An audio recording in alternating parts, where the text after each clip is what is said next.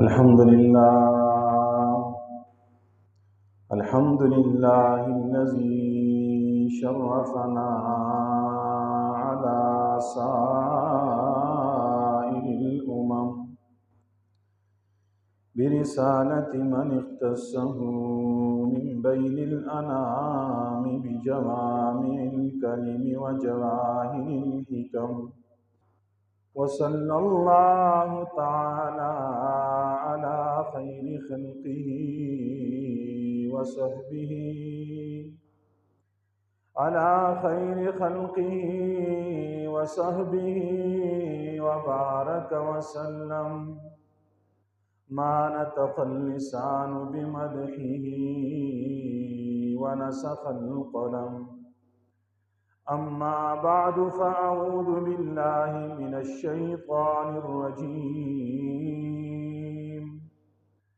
बिस्मिल्लाहिर रहमानिर रहीम। लिल्लज़ीना अहसनुल हुस्ना व ज़ियादा वक़ाल तबारक व तआला फ़ी मक़ामिन आख़र वुजूहुन यौमइज़िन नाज़िरा इला रब्बिहा नाज़िरा वक़ाल तबारक व तआला फ़ी मक़ामिन आख़र कल्ला इन्नहुम अन रब्बिहिम यौमइज़िन लमहजूबून। वक़ाल अन्नबिय्यु सल्लल्लाहु अलैहि वसल्लम इज़ा दख़ल अहलुल जन्नति अल जन्नह क़ाल यक़ूलुल्लाहु तुरीदून शयअन अज़ीदुकुम फ़यक़ूलून अलम तुबय्यिज़ वुजूहना अलम तुदख़िलनल जन्नत व तुनज्जिना मिनन नार क़ाल फ़यक्शिफ़ुल हिजाब फ़मा ऊतू शयअन अहब्ब इलैहिम मिनन नज़रि इला रब्बिहिम औ कमा क़ाल अलैहिस्सलातु वस्सलाम इन्नल्लाह व मलाइकतहु युसल्लूना अलन नबी या अय्युहल्लज़ीना आमनू सल्लु अलैहि व सल्लिमू तस्लीमा। अल्लाहुम्मा सल्लि अला सय्यिदिना व मौलाना मुहम्मदिन नबिय्यिल उम्मी व अला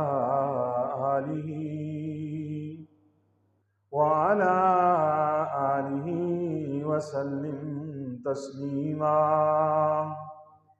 सुब्हानक ला इल्म लना इल्ला मा अल्लमतना इन्नक अंतल अलीमुल हकीम। रब्बि इश्रह ली सदरी व यस्सिर ली अमरी वहलुल उक़दतम मिन लिसानी। ग्रामी कदर सामीन, मुअज़्ज़ज़ बुज़ुर्गों, दोस्तों, नौजवान साथियों, जहाँ तक मेरी आवाज़ जा रही है, मेरी आवाज़ समात फरमाने वाली मुसलमान माओं, बहनों, बेटियों, अस्सलामु अलैकुम व रहमतुल्लाहि व बरकातुहू। गुज़िश्ता कई जुम्मों से सिलसिला-ए अक़ाइद यानी अक़ाइद के हवाले से गुफ्तगू चल रही है। उसी उन्वान को आगे बढ़ाते हुए आज जिस मौज़ूई सुख़न पे लब कुशाई की जसारत हासिल कर रहा हूँ वो है रोयत बारी ताला, यानी मसला-ए दीदार इलाही। अल्लाह तबारक व ताला से दुआ गो हूँ کہ رب لم یزل مجھے شرح صدر کے ساتھ قرآن و سنت کی روشنی میں اس عنوان پہ معروضات پیش کرنے کی توفیق عطا فرمائے۔ ہم سب کو حق اور سچ سمجھنے، عمل کرنے، قبول کرنے کی توفیق عطا فرمائے۔ اس دنیا میں سب سے پہلے جس حقیقت کو ماننا ضروری ہے وہ ہے وجود باری تعالی۔ سب سے پہلے جس چیز پر ایمان لانا ضروری ہے وہ ہے ذات باری تعالی۔ دنیا میں ہم مسلمان کلمہ گو اللہ تبارک و تعالی پہ ایمان بالغیب لاتے ہیں۔ ہم نے اللہ کو دیکھا نہیں ہے، لیکن محمد الرسول اللہ صلی اللہ علیہ وسلم پر اعتماد کرتے ہوئے ہم اللہ کے وجود کو بھی مانتے ہیں کہ اللہ موجود ہے، اور ہم اس بات پہ ایمان لاتے ہیں کہ وہ اپنے وجود میں، اپنی ذات میں اکیلا ہے، اس کے ساتھ کوئی شریک نہیں ہے۔ اور ہم اس بات پر بھی ایمان لاتے ہیں کہ جیسے وہ اللہ اپنی ذات میں اکیلا ہے، اسی طریقے سے وہ اپنی صفات میں بھی یکتا ہے، اس کے صفات میں بھی اس کے ساتھ کوئی شریک نہیں ہے۔ اللہ تبارک و تعالی کی بے شمار صفات ہیں۔ گزشتہ جمعہ میں نے ان صفات کی مکمل تفصیل آپ کے گوش گزار کی تھی کہ ابتداً صفات باری تعالی کی دو قسمیں ہیں۔ پہلی صفات کو صفات محکمات کہتے ہیں، یعنی وہ صفات جن کا معنی، مفہوم، مطلب اور مراد واضح ہے۔ دوسری صفات وہ ہیں جن کا معنی، مفہوم اور مراد واضح نہیں ہے، مخفی اور پوشیدہ ہے۔ ان کا معنی، مطلب اور حقیقت صرف اللہ تبارک و تعالی ہی جانتے ہیں۔ ان دوسری قسم کی صفات کو صفات متشابہات کہتے ہیں۔ بہت ساری صفات متشابہات قرآن اور حدیث میں اللہ تعالی کے لیے ثابت ہیں۔ میں نے مثال دی تھی کہ اللہ تبارک و تعالی کے لیے قرآن کریم میں ید استعمال ہوا ہے۔ ید عربی زبان میں ہاتھ کو کہتے ہیں، لیکن اللہ کے لیے جب یہ لفظ استعمال ہوتا ہے تو اس کا معنی، مطلب اور مراد کیا ہے، ہم صرف اس پر ایمان لا سکتے ہیں، ایمان لاتے ہیں۔ باقی اس کا معنی، مراد ہم اللہ کے سپرد کرتے ہیں کہ اللہ ہی ان صفاتی متشابہات کا معنی، مراد اور مطلب جانتے ہیں۔ اللہ کے علاوہ کوئی اور نہیں جانتا۔ قرآن کریم میں اللہ کے لیے الرحمن علی العرش استویٰ کہ رحمان نے عرش پر استوا فرمایا ہے۔ اب استوا کا معنی کیا ہے؟ اللہ نے عرش پر کیسے استوا فرمایا ہے؟ اس کی حقیقت، اس کا مراد، اس کا مفہوم اللہ کے علاوہ کوئی اور نہیں جانتا۔ ہم صرف ایمان کے مکلف ہیں۔ باقی ہم مانتے ہیں جیسے اللہ کی شان ہے، اللہ کی شان کے لائق کوئی عرش ہے، اور اس عرش پر اللہ کا استوا ہے۔ وہ استوا کیسے ہے وہ اللہ ہی جانتے ہیں۔ تو اللہ کی صفات پر میں نے اور آپ نے ایمان لانا ہے۔ صفات محکمات پر بھی لانا ہے، صفات متشابہات پر بھی لانا ہے۔ صفات متشابہات میں سے ایک صفت یہ بھی ہے کہ اہل جنت کو جنت میں اللہ تبارک و تعالی کا دیدار ہوگا، اللہ جل شانہ کی زیارت نصیب ہوگی۔ اہل جنت جنت میں اپنی سر کی آنکھوں کے ساتھ اپنے کریم رب کو دیکھیں گے، اپنے کریم رب کا دیدار کریں گے۔ کیسے دیکھیں گے؟ علماء اہل سنت فرماتے ہیں وَالرُّؤْيَةُ حَقٌّ لِأَهْلِ الْجَنَّةِ بِلَا كَيْفِيَّةٍ کہ اہل جنت کے لیے اللہ تبارک و تعالی کا دیکھنا یہ برحق ہے، یہ ثابت ہے۔ اہل جنت اللہ کا دیدار کریں گے جنت میں جانے کے بعد، لیکن یہ دیکھنا بلا کیفیت ہوگا۔ بلا کیفیت کا مطلب یہ ہے کہ ایسا نہیں ہے کہ اللہ تبارک و تعالیٰ کا کوئی جسم ہوگا جسے وہ دیکھیں گے۔ اللہ تبارک و تعالیٰ کے لیے حدود ہوں گی، اللہ کے اعضاء ہوں گے، اللہ کی اطراف ہوں گے جسے وہ دیکھیں گے، اللہ کا سمت ہوگا جسے وہ دیکھیں گے۔ خاص سمت میں اللہ کو نہیں دیکھیں گے، خاص جسم میں نہیں دیکھیں گے، خاص اندام سے نہیں دیکھیں گے۔ کیسے دیکھیں گے؟ قرآن کریم احادیث نبویہ میں بے شمار نصوص سے ثابت ہے کہ اہل جنت میں جانے کے بعد اللہ کو دیکھیں گے۔ ہمارا ایمان ہے، باقی تفصیلات کا ہمیں علم نہیں ہے۔ یہ اللہ کا دیکھنا، رؤیت باری تعالی، دیدار الہی، یہ برحق ہے، لیکن یہ صفات متشابہات میں سے ہے۔ یعنی دیکھنا تو برحق ہے کہ اللہ کو دیکھیں گے۔ کیسے دیکھیں گے؟ اللہ تبارک و تعالی کو شمال میں دیکھیں گے، جنوب میں دیکھیں گے، اوپر دیکھیں گے، نیچے دیکھیں گے، قریب دیکھیں گے، دور دیکھیں گے۔ اللہ کے وجود کو کیسے دیکھیں گے؟ علماء فرماتے ہیں بلا کیفیت، ان تمام کیفیات سے پاک۔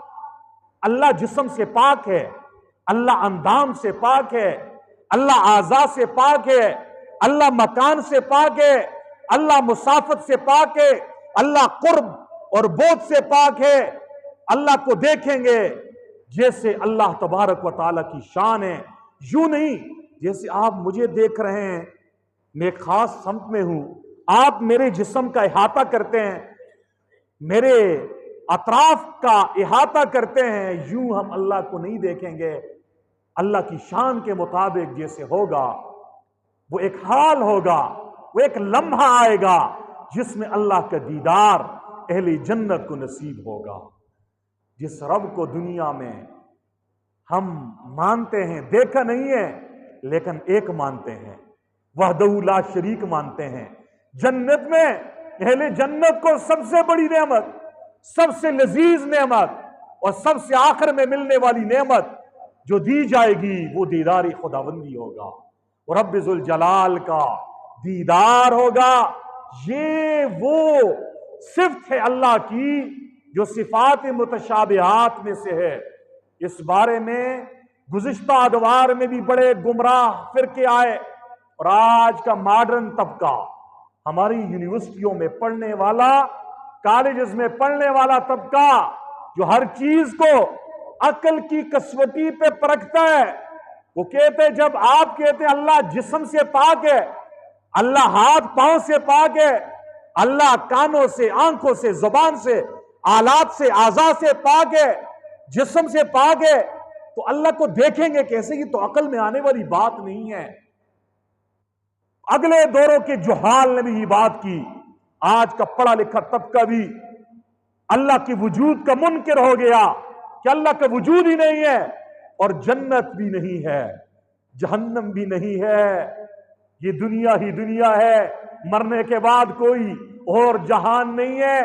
جبکہ ہمارا عقیدہ ہے الجنت حق، جنت برحق ہے، والنار حق، جہنم بھی برحق ہے، والحساب حق، حساب برحق ہے، والحوض حق، حوض کوثر بھی حق ہے۔ اور ہمارا عقیدہ ہے والرؤیت حق لأہل الجنہ، اہل جنت کے لیے دیدار الہی یہ برحق ہے۔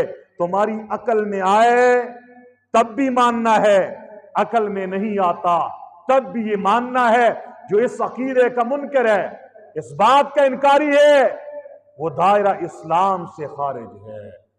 جیسے ہم اللہ کی وجود کو مانتے ہیں کہ اللہ کی ذات ہے، وہ اس نظام کو چلا رہی ہے، ایسے مسلمانوں کا عقیدہ ہے جس رب پہ ہم ایمان بالغیب لاتے ہیں، اسی کا کلمہ پڑھتے ہیں، اسی کے سامنے سجدہ کرتے ہیں، اسی کے سامنے ماتھا ٹیکتے ہیں، اسی کے راستے میں جو مجاہدین ہیں وہ جامع شہادت نوش کرتے ہیں، اسی کے راستے میں صدقات خیرات دیتے ہیں، اسی کی محبت میں ہم نیکیاں کرتے ہیں، اسی کی خوف سے ہم گناہوں سے بچتے ہیں۔ ایسا نہیں ہے نیکیاں کریں گے اور اس کے بعد آخرت میں انعام نہیں ہوگا اور پھر محبوب کا وصال نہیں ہوگا، جس کے لیے ہم سب کچھ کر رہے ہیں۔ ہمارا محبوب اللہ ہے، ہمارا مولا اللہ ہے، اس کا دیدار جنت میں ہوگا، اور اس شاک کے لیے معشوق کے دیدار سے بڑی کوئی نعمت نہیں ہے۔ محب کے لیے محبوب کے دیدار، محبوب کے ملاقات، محبوب کے وصل سے بڑی نعمت اور کوئی نہیں ہے۔ اس لیے ہمارا عقیدہ ہے جنت میں اہل جنت کو دیدار ہوگا، انہی سر کی آنکھوں سے ہوگا، اسی آنکھوں سے ہم اللہ کو دیکھیں گے، لیکن کیفیت کیا ہوگی، حالت کیا ہوگی، تفصیل کیا ہے، تفصیلات قرآن اور حدیث میں نہیں آئی، جتنا آیا ہے اس پہ ایمان لانا ضروری ہے، عقل میں آئے تب بھی، عقل میں نہ آئے تب بھی۔ ایک گمراہ فرقہ گزرا ہے جس کو معتزلہ کہتے ہیں، دوسرا گمراہ فرقہ گزرا ہے جسے جہمیہ کہتے ہیں، تیسرا گمراہ فرقہ گزرا ہے اور ان کی نسل آج بھی ہے جنہیں روافض اور شیعہ کہتے ہیں۔ وہ کہتے ہیں رؤیت باری تعالی نہیں ہے، جنت میں جنتی جائیں گے، اللہ کا دیدار نہیں ہوگا۔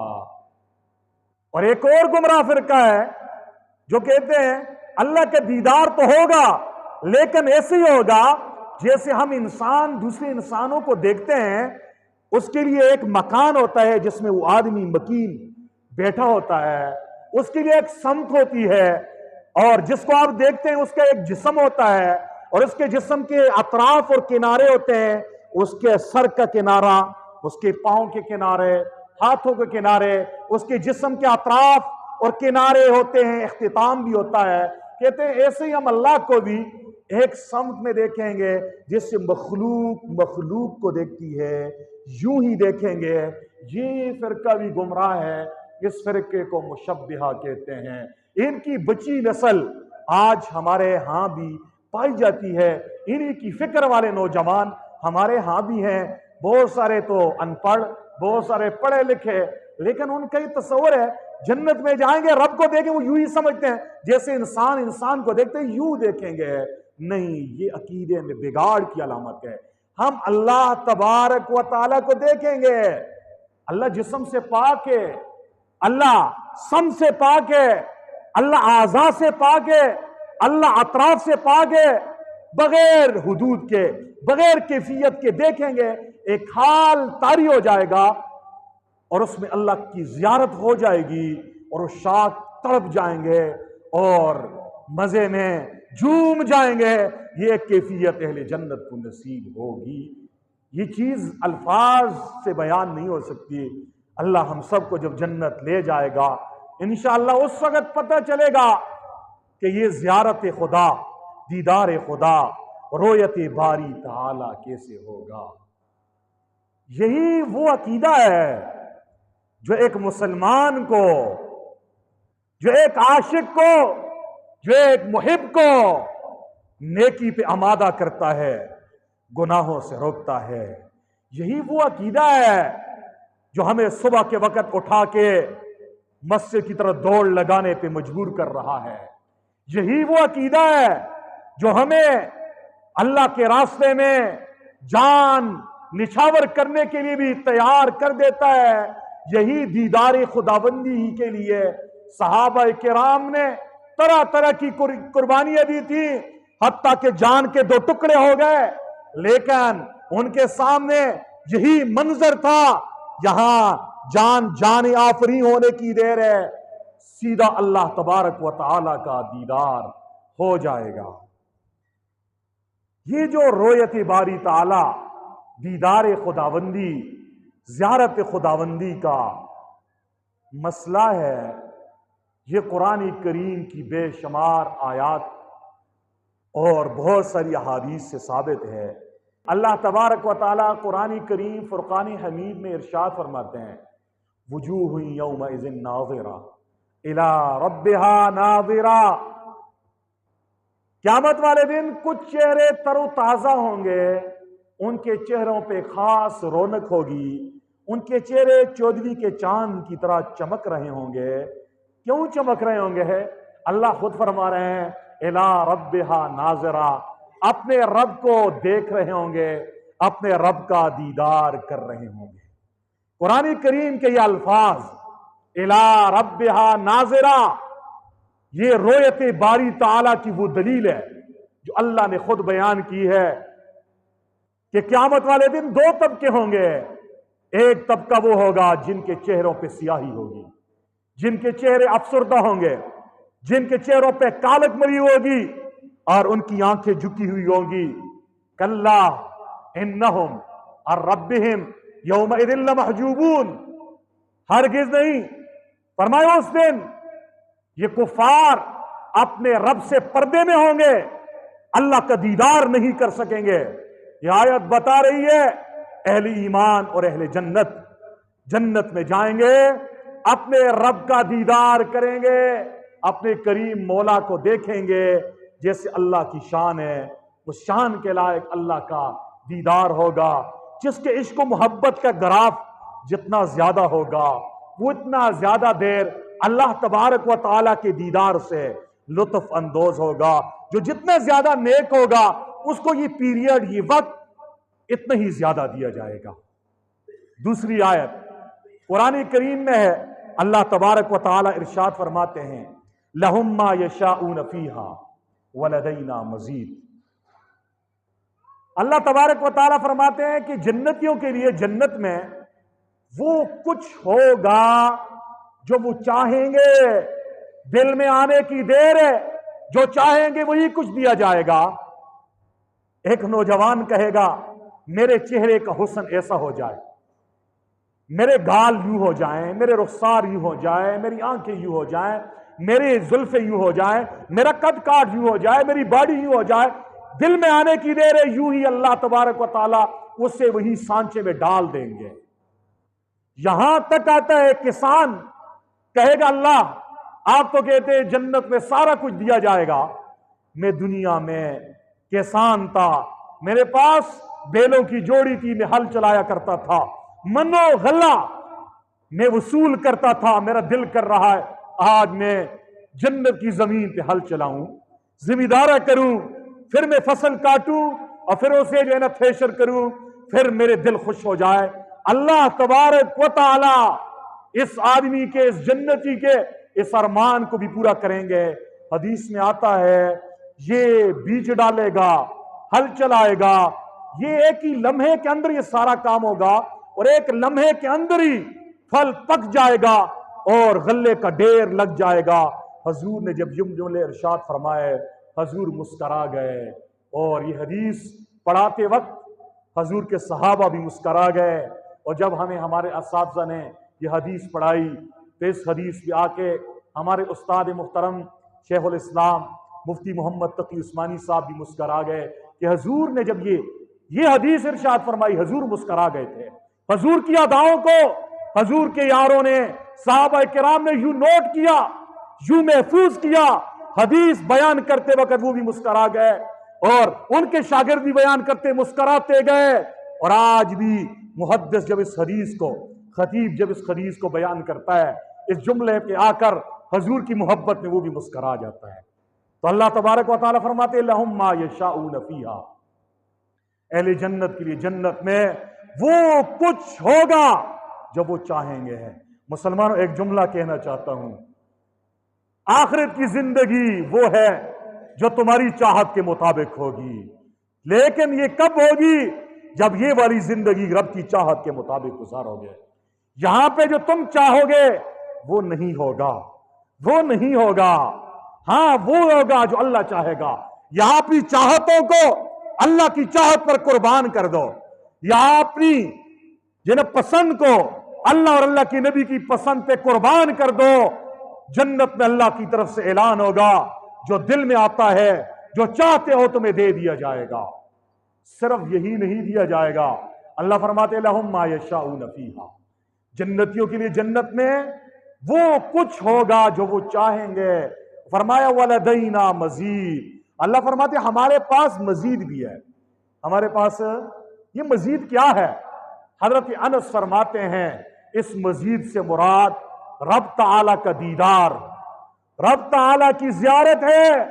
جنت تو مل گئی لیکن جنت کا میزبان اس کی زیارت نہیں ہوئی، وہ جنت میں کیا مزہ ہے؟ ہاں محبوب کے گھر چلے گئے لیکن محبوب کی زیارت، محبوب کا دیدار نہیں ہوا۔ وہ جنت تو پھر پھیکی ہے نا، جنت میں مزہ ہے تب ہے کہ وہاں پہ حضور کی زیارت ہو جائے۔ وہ مزہ تو تب ہوگا جب وہاں پہ اللہ تبارک و تعالیٰ کا دیدار ہوگا۔ یہ دیدار ہوگا وَلَدَيْنَا مزید سے مراد اللہ تبارک و تعالیٰ کا دیدار ہے۔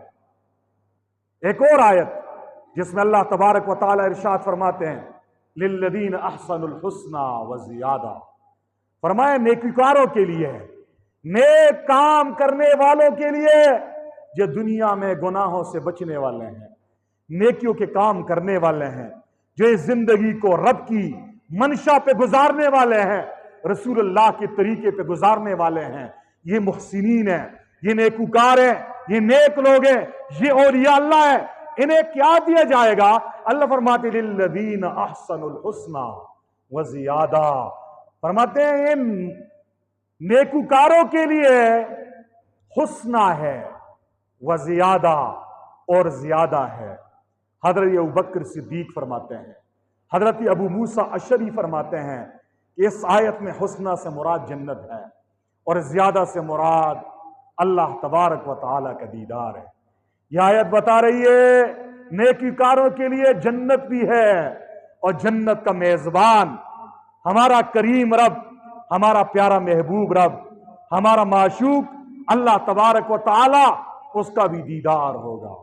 روایات میں آتا ہے جب جنتی جنت میں جائیں گے نا، جنت میں جائیں گے تو اللہ تبارک و تعالیٰ ان جنتیوں کو جب جنت میں داخل کریں گے، حضور نے فرمایا یقول اللہ تبارک و تعالیٰ ارشاد فرمائیں گے تریدون شیئا ازیدکم، کیا تم کچھ اور نعمت چاہتے ہو؟ کوئی ایسی چیز ہے جو تمہارے دل میں آتی ہے یہ چیز ہمیں نہیں ملی تو وہ نعمت میں تمہیں دے دوں؟ فیقولون، جنتی کہیں گے الم تبیض وجوہنا الم تدخلنا الجنت وتنجنا من النار، اے کریم اللہ کیا آپ نے ہمارے چہروں کو رونق نہیں بخشی، ہمارے چہروں کو چودھویں کے چاند جیسا حسن نہیں دیا؟ آپ نے تو ہمیں خوبصورت چہرے دے دیے، ہمارے چہروں کو رونق بخش دی اور ہمیں جنت میں داخل کر دیا، ہمیں جنت میں داخل کر دیا، ہمیں جہنم سے بچا دیا۔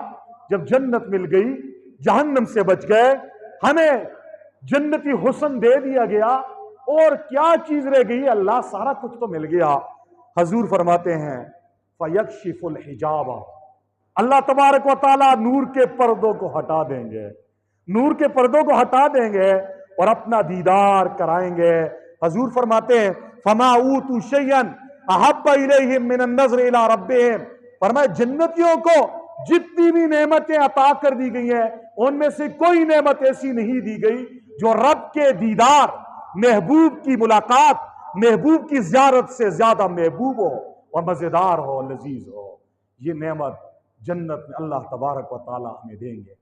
اور ایک روایت میں تو یوں آتا ہے اللہ تبارک و تعالیٰ پوچھیں گے جنت تمہیں دے دی گئی، جنت کی حوریں دے دی گئی، جنت کے محلات دے دیے گئے، جنت کی جوانی دے دی گئی، دنیا میں بوڑھے تھے، بیمار تھے، اپاہج تھے، لنگڑے تھے، لولے تھے، اندھے تھے، کانے تھے، نابینے تھے، جسم میں فالٹ تھا، آج میں نے تمہیں جنتی وجود دے دیا، آپ کے جسم سے خوشبو آ رہی ہے، جنت کی خوشبو آ رہی ہے، یہ زمرد کے بنے ہوئے محلات دے دیے، یہ جنت کی مٹی تمہیں دے دی گئی، یہ انبیاء کرام کی رفاقت دے دی گئی، کیا کچھ اور چاہتے ہو؟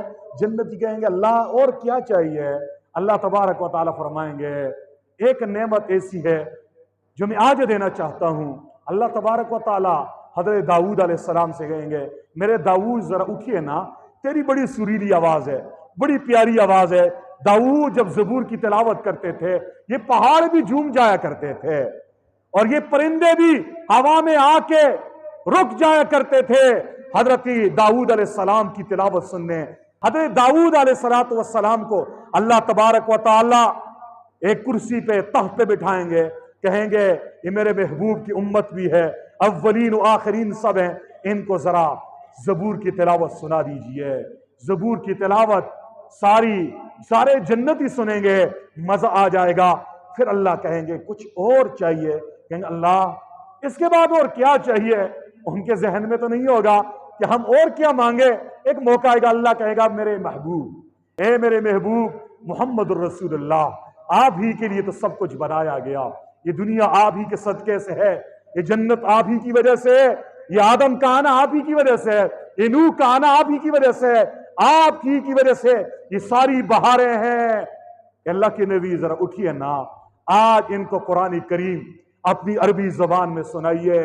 رسول خدا، محبوب خدا، میرے اور آپ کے پیارے نبی اپنا دیدار کرائیں گے اور کرسی پہ بیٹھیں گے، قرآن کریم کی تلاوت کریں گے اور ہم سب رسول اللہ کی زیارت کریں گے۔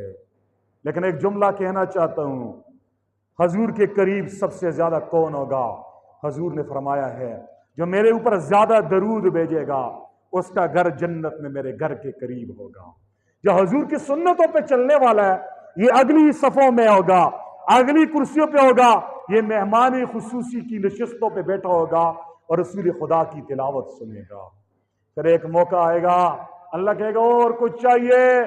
اولین و آخرین سارے کہیں گے، انبیاء بھی کہیں گے اللہ جس محبوب کے لیے، جس کے امتی بننے کی درخواست ہم کرتے تھے، آپ نے اس کا دیدار کروا دیا ہے، اس کی تلاوت سنا دی ہے، اب کیا چیز رہ گئی ہے؟ تو اللہ تبارک و تعالی پردے کو ہٹا دیں گے اپنی شان کے مطابق۔ اللہ اپنی شان کے مطابق اہل جنت کو اپنا دیدار کرائیں گے۔ یہ ہمارا عقیدہ ہے، وَالرُّؤْيَةُ حَقٌّ لِأَهْلِ الْجَنَّةِ بِلَا کیفیت، کہ اہل جنت کے لیے دیدار خداوندی ثابت ہے، بغیر کیفیت کے ہوگا۔ کیسے دیکھیں گے؟ جیسے اللہ کی شان کے لائق ہے، جسم نہیں ہوگا، سمت نہیں ہوگی، جہت نہیں ہوگی، اندام نہیں ہوں گے، دیکھیں گے۔ کیسے دیکھیں گے؟ اللہ سب کچھ پہ قادر ہے، دیدار کروا دے گا اور ہمیں محسوس ہو جائے گا کہ ہم اپنے رب کو دیکھ چکے ہیں۔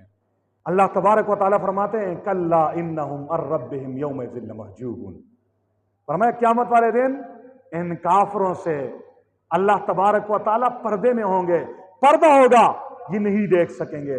یہ آیت بتا رہی ہے یہ سزا ہے کافروں کے لیے، کافر اللہ کے دیدار سے محروم ہوں گے، اہل جنت نیک اور ایماندار یہ اللہ تبارک و تعالیٰ کا دیدار کریں گے۔ جنابی نبی کریم صلی اللہ علیہ وسلم کے ایک صحابی ہیں، اس کی روایت ہے، وہ فرماتے ہیں کہ ایک مرتبہ ہم رسول اللہ صلی اللہ علیہ وسلم کے پاس بیٹھے ہوئے تھے، رسول اللہ صحابہ کی جرمٹ میں یوں لگ رہے ہیں جیسے چودھویں کا چاند ستاروں کی جرمٹ میں ہے۔ فرمایا رات کا وقت ہے، آسمان پہ آسمان کا چودھویں کا چاند چمک رہا ہے اور نیچے دھرتی پہ محمد الرسول اللہ آمنہ کا چاند چودھویں کے چاند جیسا اس کا چہرہ چمک رہا ہے۔ فرمایا رسول اللہ صلی اللہ علیہ وسلم نے آسمان کے چاند کو دیکھا اور پھر فرمایا میرے صحابہ تم جب جنت جاؤ گے تم اپنے اللہ کو یوں دیکھو گے جیسے اس چاند کو دیکھ رہے ہو۔ فرمایا جیسے چاند دیکھنے میں کوئی دقت نہیں ہے، کوئی مشقت نہیں ہے، آسانی سے ہر آدمی چاند کو دیکھ لیتا ہے۔ فرمایا یوں ہی جنت میں جب تم چاہو گے کہ رب کا دیدار ہو جائے، بس ایسے ہی تمہیں دیدار ہو جائے گا، کسی قسم کی دقت اور مشقت نہیں ہوگی۔ عقل یہ چاہتی ہے کہ جس رب پہ ہم ایمان لائے ہیں بن دیکھے، ہم نے اللہ دیکھا ہے؟ کہاں ہے؟ دیکھا ہے؟ نہیں دیکھا، لیکن ایمان بالغیب اسی کو کہتے ہیں کہ نبی پہ اعتماد کرتے ہوئے نبی کی بات کو مان لینے کا نام ایمان بالغیب ہے۔ تو عقل بھی یہ چاہتی ہے جس اللہ کے لیے جسے دیکھا نہیں ہے، جسے ہم نے اپنی کانوں سے اس کی آواز کو سنا نہیں ہے، وہ کہاں رہتا ہے، اس کی آواز کیسی ہے، اس کا جسم کیسا ہے، وہ تو جسم سے پاک ہے، وہ تو اندام سے پاک ہے، بن دیکھے جس کی غلامی ہم کرتے ہیں، لا الہ الا اللہ محمد الرسول اللہ کا یہ نعرہ مستانہ بلند کرتے ہیں، اسی کے نام پہ ہم جان نچھاور کرتے ہیں، اسی کے لیے ہم اپنی اولادوں کو قربان کرنے کے لیے تیار ہیں، اسی کے لیے ہم نیکیاں بھی کرتے ہیں، اسی کی رضا کے لیے گناہوں سے بھی بچتے ہیں۔ تو جنت مل جائے اور جنت کا میزبان نہ ملے تو جنت میں کیا مزہ ہے؟ عقل بھی چاہتی ہے جب جنت میں ہم جائیں گے، جنت کی نعمتیں ہمیں ملیں گی، تو جنت کا میزبان، ہم مہمان ہیں اللہ کے اور اللہ ہمارا میزبان ہوگا۔ ایسا نہیں ہے کہ مہمان کو گھر میں کوئی بٹھا دے اور میزبان اپنا چہرہ بھی نہ دکھائے، چائے پلا دے، کھانا کھلا دے۔ یہ نہیں ہو سکتا۔ دنیا کے ایک عام انسان یہ نہیں کر سکتا کہ میرا مہمان آیا ہوا ہے، میں اسے دیدار نہ کراؤں، اسے وقت نہ دوں، اس سے ملاقات نہ کروں، صرف کھانا اسے کھلا دوں، صرف فروٹ کھلا دوں، صرف اسے جو مشروب پلا دوں۔ ایسا نہیں ہو سکتا۔ اس کریم رب کے بارے میں آپ کی عقل یہ کیسے مان سکتی ہے کہ جنت مل جائے اور جنت میں رب سے ملاقات نہ ہو، جنت مل جائے جنت میں رب کی زیارت نہ ہو، جنت مل جائے جنت میں رب کا دیدار نہ ہو؟ تو قرآن کریم، احادیث نبویہ اور عقل سے یہ بات ثابت ہو رہی ہے کہ جنت میں اہل جنت کو اسی سر کی آنکھوں کے ساتھ اللہ تبارک و تعالی کا دیدار ہوگا، جس کی کیفیت، جس کی حیت وہ ہمیں معلوم نہیں ہے، وہ اللہ ہی جانتے ہیں۔ یہ صفات متشابہات میں سے ہے۔ ایمان ہے ہمارا کہ انشاءاللہ یہ نعمت ہم سب کو نصیب ہوگی۔ معتزلہ، روافض، شیعہ، جہمیہ، یہ گمراہ لوگ کہتے ہیں عقل نہیں مانتی۔ جب اللہ جسم سے پاک ہے، جسم نہیں ہے، تو اللہ کا دیدار کیسے ہوگا؟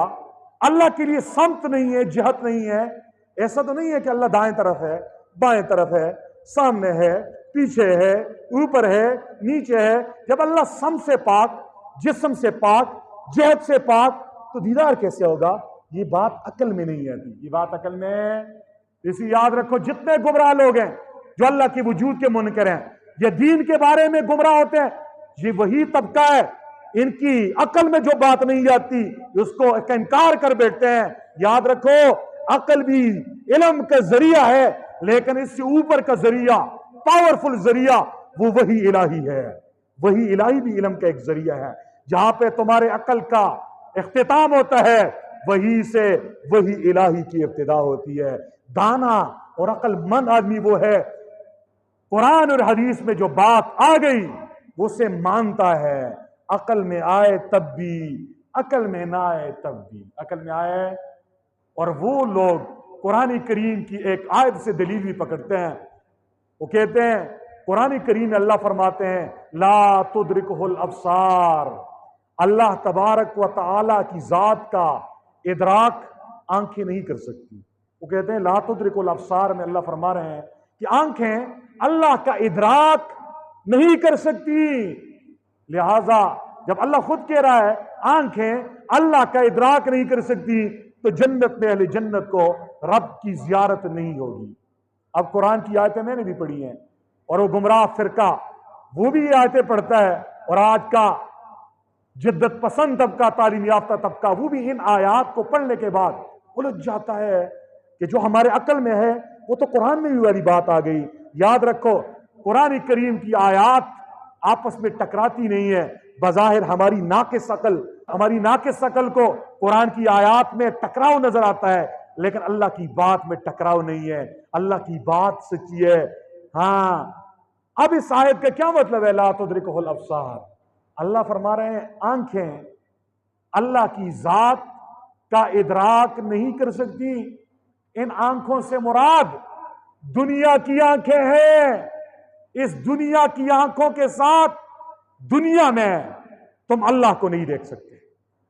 آیت کا مطلب ہے لا تدرکہ الابصار، آنکھیں اللہ کی ذات کا ادراک نہیں کر سکتی۔ کیا مطلب؟ دنیا کی آنکھوں کے ساتھ تم دنیا میں اللہ کو نہیں دیکھ سکتے۔ یہ تو ہم نہیں مانتے ہیں۔ ہماری بات تو آخرت کے بارے میں ہے کہ آخرت میں اہل جنت اللہ تبارک و تعالی کا دیدار کریں گے۔ دوسرا جواب یہ ہے آنکھوں سے مراد بعض آنکھیں ہیں، ہر آنکھ مراد نہیں ہے۔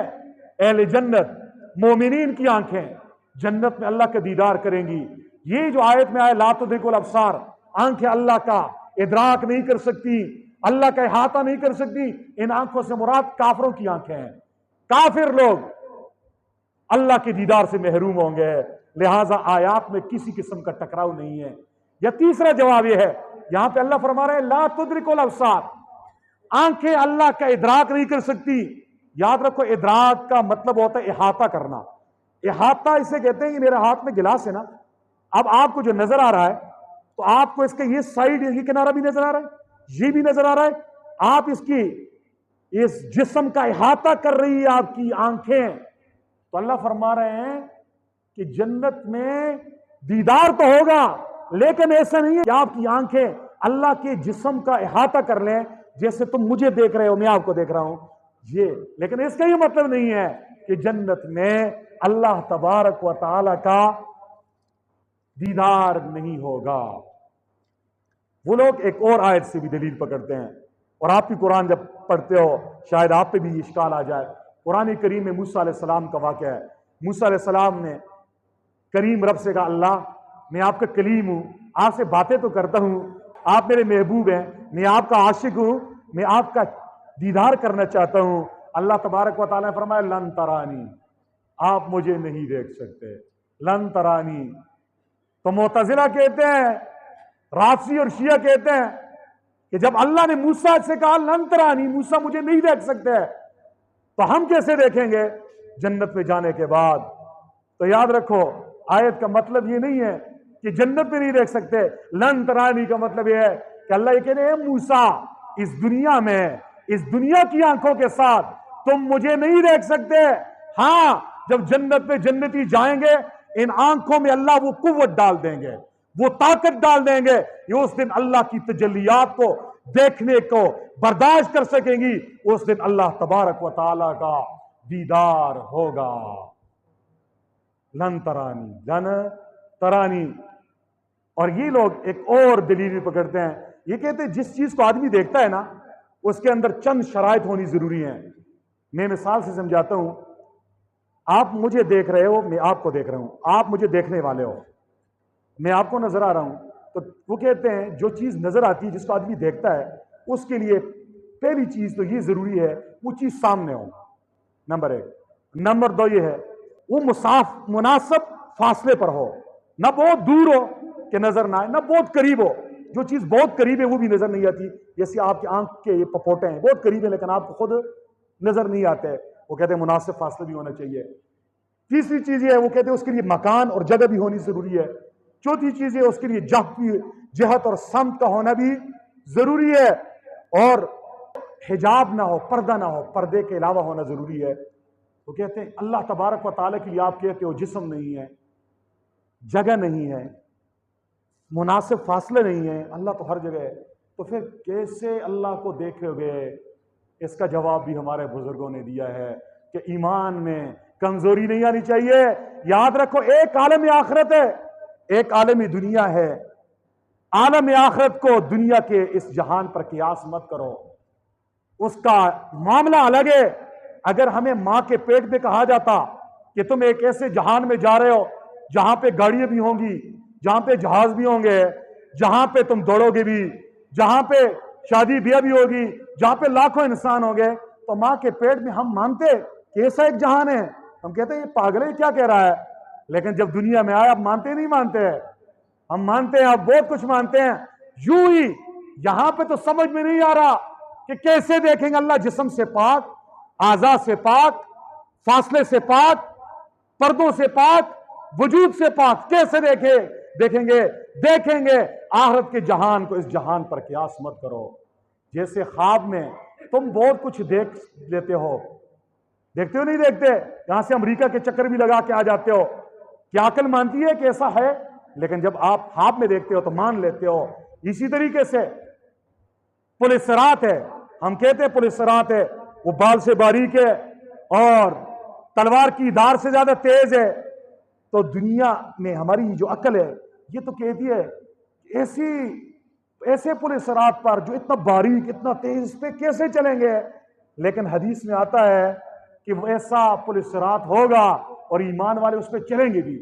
جب اس جہان میں جائیں گے اس جہان کی چیزیں یہاں نہیں سمجھ سکتے، جیسے ماں کے پیٹ میں دنیا کا معاملہ نہیں سمجھ سکتے، ایسی اس جہان کی چیزیں بھی اس جہان میں اور آپ نہیں سمجھ سکتے۔ اللہ تبارک و تعالیٰ کا دیدار آخرت میں تو ہوگا ہی ہوگا، دنیا میں بھی جو نیک لوگ ہوتے ہیں، اللہ والے ہوتے ہیں، اللہ تبارک و تعالیٰ کبھی کبھار ان کے دل کو خوش کرنے کے لیے اور ان کے ایمان کو پختہ کرنے کے لیے دنیا میں بھی خواب کے اندر اپنا دیدار کروا دیتے ہیں۔ علامہ شامی رحمہ اللہ مقدمہ شامی میں لکھتے ہیں کہ حضرت امام ابو حنیفہ رحمہ اللہ کو،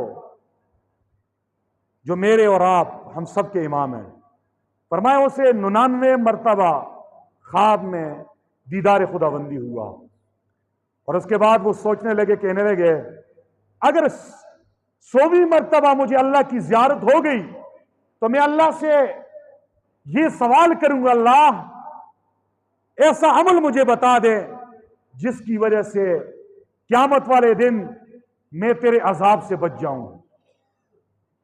علامہ شامی فرماتے ہیں 100 مرتبہ اسے زیارت ہوئی، جب 100ویں مرتبہ زیارت ہوئی تو امام ابو حنیفہ نے خواب کی دنیا میں اللہ تبارک و تعالی سے یہ سوال کیا، اللہ آپ کا دیدار تو ہو گیا لیکن قیامت کے دن کا خوف مجھے ہے، ایسا مجھے وظیفہ بتا دیجئے، ایسا نسخہ بتا دیجئے جس کی وجہ سے میں قیامت والے دن عذاب سے بچ جاؤں۔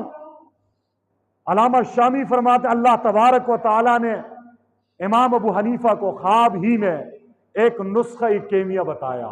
اللہ تبارک و تعالی نے فرمایا، اے ابو حنیفہ ہر صبح کے بعد، ہر شام کے بعد یہ کلمات پڑھ، سبحان الابدی الابد، پاک ہے وہ ذات الابدی الابد جو ہمیشہ رہنے والی ہے، جو ہمیشہ رہنے والی ہے۔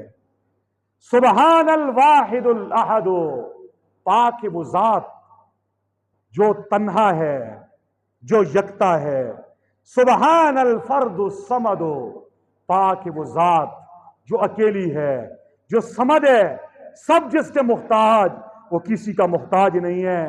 سبحان رافع السماء، پاک ہے وہ ذات جو آسمانوں کو بلندیاں دینے والا ہے، بلا عمد، بغیر ستونوں کے۔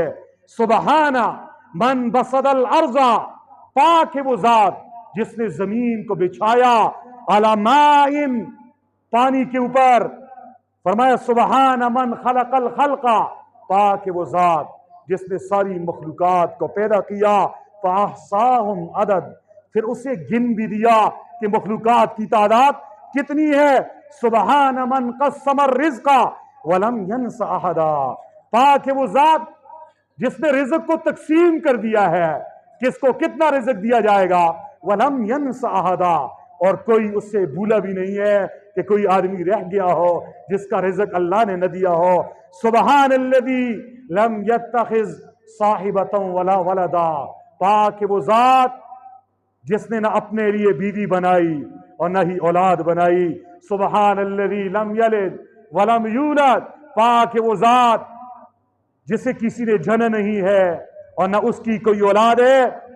ولم یکن لہ کفوا احد، اور نہ ہی اس کا کوئی ہمسر ہے۔ یہ کلمات اللہ تبارک و تعالی نے امام ابو حنیفہ رحمت اللہ علیہ کو خواب میں بتائے، جو صبح اور شام ان کلمات کو پڑھے گا وہ قیامت والے دن عذاب سے بچے گا، قیامت کے دن کی رسوائی سے بچے گا، اور اسے جنت نصیب ہوگی، اور جنت میں اللہ تبارک و تعالی کا دیدار اسے نصیب ہوگا۔ اللہ تبارک و تعالی سے دعا ہے اللہ تبارک و تعالی ہمیں صحیح عقیدہ بھی نصیب فرمائے، صحیح ایمان نصیب فرمائے، اور قیامت والے دن حضور کی شفاعت نصیب فرمائے، اور جنت میں اپنا دیدار، اپنی رویت، اپنی زیارت نصیب فرمائے۔ وآخر دعوانا ان الحمدللہ رب العالمین۔